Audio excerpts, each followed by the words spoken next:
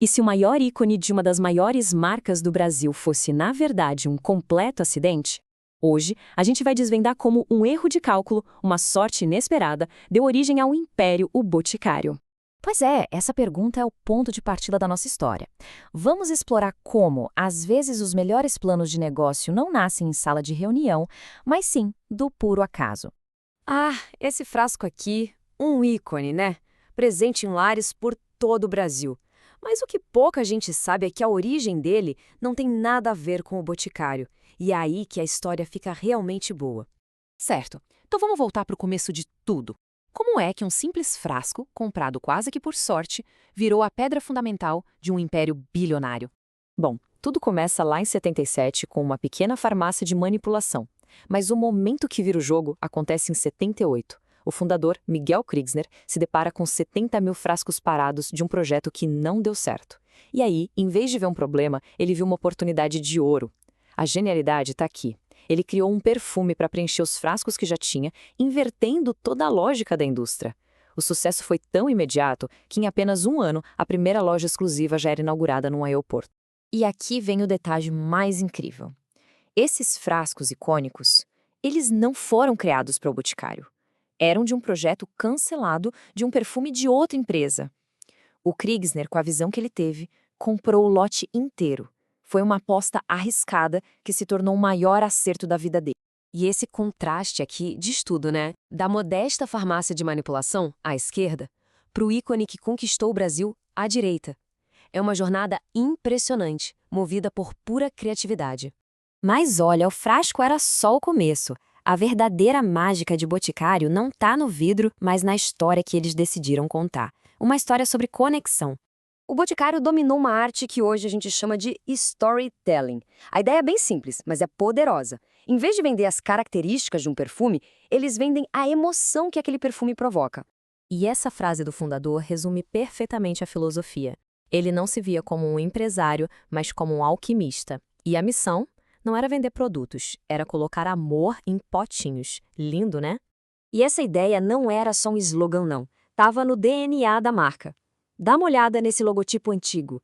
Ele mostra o Boticário como um alquimista, quase um mago. Isso só reforça a narrativa de que cada frasco tem algo de especial, quase mágico lá dentro. A própria marca reforça isso. O objetivo nunca foi só vender perfume. Foi criar ferramentas para que pequenos gestos se transformassem em grandes demonstrações de amor. Ok, avançando para os dias de hoje, como é que essa filosofia de contar histórias se aplica a um mercado que está simplesmente explodindo? O público masculino. E os números não mentem. O interesse do público masculino por produtos de beleza está em alta. Para o Boticário, essa é a chance perfeita de aplicar sua maior força, contar histórias que criam conexão. E aqui está a grande diferença. O marketing tradicional foca no produto, o Boticário foca na pessoa. Eles não falam sobre as notas do perfume, falam sobre a jornada de esforço e recompensa. Não vendem um cheiro, vendem uma identidade. E como eles fazem isso na prática? Se conectando diretamente com as paixões masculinas. A marca se associa à velocidade da Fórmula 2, à intensidade da NBA, à adrenalina do surf e, claro, à paixão nacional pelo futebol. Cada perfume acaba contando a história de um universo inteiro. Ok, mas essa estratégia de focar em histórias e emoções, será que funciona mesmo? Bom, os números não deixam a menor dúvida. Vamos dar uma olhada no tamanho desse sucesso. O resultado? Um faturamento de quase 36 bilhões de reais para o grupo em 2024. Isso prova que contar histórias e criar conexões emocionais não é só um marketing bonitinho. É uma estratégia de negócio extremamente lucrativa. E aqui tem um dado surpreendente sobre o nosso mercado. O Nordeste, sozinho, representa quase metade de todo o consumo de perfumes do país. Isso mostra como a cultura da perfumaria é algo profundo, enraizado na identidade regional. E o crescimento continua forte nos dois lados. O uso de perfumes femininos cresceu 16%, já presente em 57% dos lares. E o masculino não fica para trás não, com um salto de 14%, chegando a mais de um terço das casas brasileiras. O potencial ainda é gigante. E aqui está a prova final. A estratégia focada no público masculino está funcionando de forma espetacular. Linhas como The Blend e Zad cresceram mais de 30% em um único ano. É a validação completa do poder do storytelling. Então, para fechar, vamos voltar exatamente onde a gente começou, naquele frasco acidental que deu início a tudo. No fim das contas, a ânfora se tornou o símbolo perfeito. Ela não era só um recipiente para um líquido.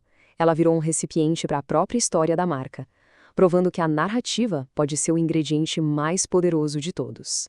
A história de O Boticário é, basicamente, um exemplo perfeito do que chamamos de marketing 3.0. É a prova de que as marcas mais fortes não são as que vendem para consumidores, mas sim as que se conectam com seres humanos. E isso nos leva a uma reflexão final.